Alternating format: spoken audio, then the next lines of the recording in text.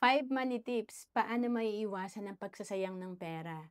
Una is magkaroon ng financial plan.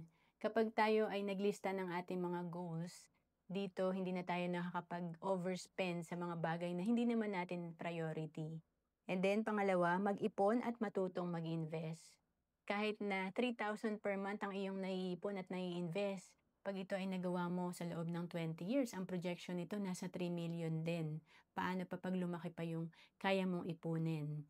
And then, pangatlo, huwag bumili ng mga bagay na di mo pa afford.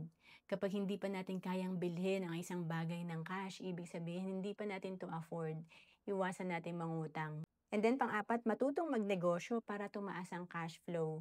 Ang mga mayayaman talaga may negosyo sila kasi dito, mas control nila yung income nila. Kaya mas malaki yung kanilang naiipon at nai-invest. At panglima, bigyan mo palagi ng atensyon ang iyong asset.